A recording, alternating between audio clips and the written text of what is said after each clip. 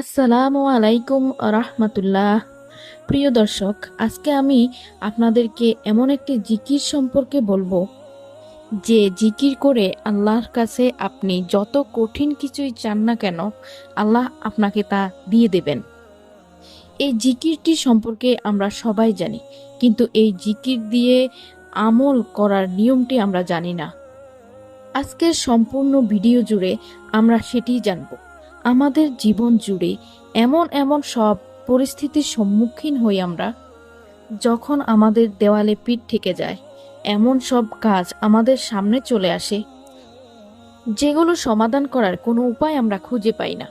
এই ধরনের কঠিন সময়গুলোতে নিজের কার্যসিদ্ধির উদ্দেশ্যে এবং মনের বাসনা পূরণের জন্য আল্লাহর শরণাপন্ন হওয়া ছাড়া আর কোনো উপায় থাকে না।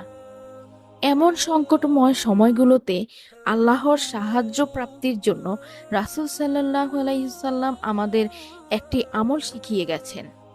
তা হলো ইসমে আজমের আমল। কিন্তু কি সেই ইসমে আজমের আমল? এই বিষয়ে কি বলে গেছেন বিশ্বনবী সাল্লাল্লাহু আলাইহি ওয়াসাল্লাম? চলুন জেনে নেওয়া যাক। ইসমে আজম হলো আল্লাহ তাআলার মহান নাম। ইসমে আজমের মাধ্যমে যদি আল্লাহর কাছে কিছু চাওয়া হয়, তবে তিনি বান্দার সেই চাওয়া পূরণ করে দেন। এই মহান নামের মাধ্যমে আল্লাহকে ডাকলেই আল্লাহ বান্দার সেই ডাকে অবশ্যই সাড়া দেবেন। এই মর্মে মহানবী সাল্লাল্লাহু আলাইহি ওয়াসাল্লামের হাদিস থেকে অনেক বর্ণনা পাওয়া যায়। বহু ইসলামিক স্কলার এই সম্পর্কে বলেছেন, ইসমে আজম হলো আল্লাহ তাআলার মূল নাম, অর্থাৎ আল্লাহ। আমরা জানি যে আল্লাহ তাআলার অনেক গুণবাচক নাম রয়েছে। সেই সকল নামের মাঝে মূল যে নামটা রয়েছে সেটা হচ্ছে আল্লাহ। এই নামটিকে বেশিরভাগ ইসলামিক স্কলার বলেন ইসমে আজম হিসাবে আখ্যায়িত করেছেন।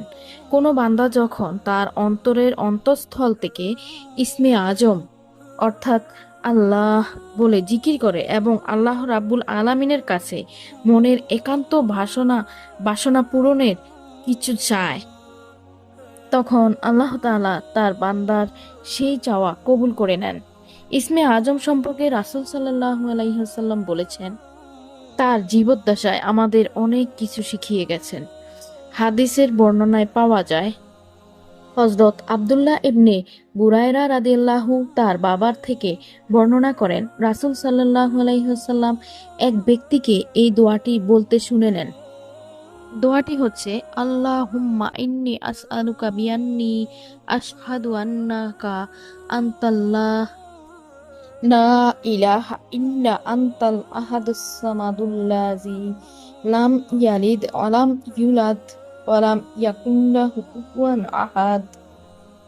অর্থাৎ, হে আল্লাহ, আমি তোমার কাছে প্রার্থনা করছি আর সাক্ষ্য দিচ্ছি যে তুমি একমাত্র আল্লাহ, তুমি ছাড়া অন্য কোনো মাবুদ নেই। তুমি একক সত্তা, স্বয়ং সম্পূর্ণ। তুমি কাউকে জন্ম দাওনি এবং কেউ তোমার থেকে জন্মগ্রহণ করেনি, আর তার সমকক্ষ কেউ নেই।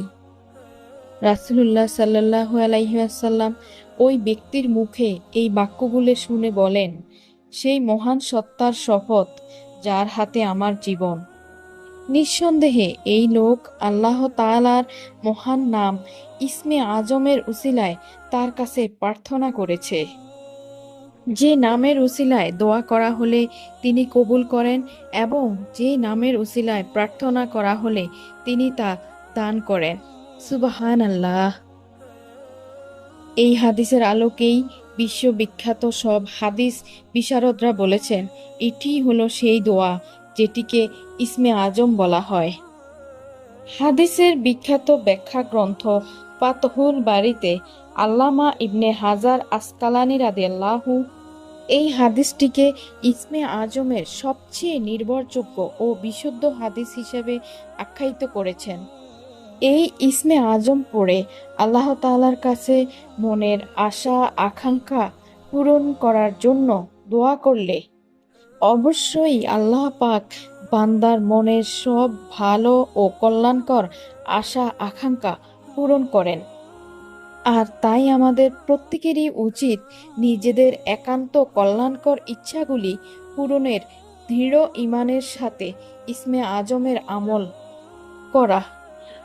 আল্লাহ তাআলা মুসলিম উম্মাহকে নিজেদের জীবনের সব আশা আকাঙ্ক্ষা পূরণে ইসমে আজমের আমল যথাযথভাবে করার তৌফিক দান করুক। আমিন।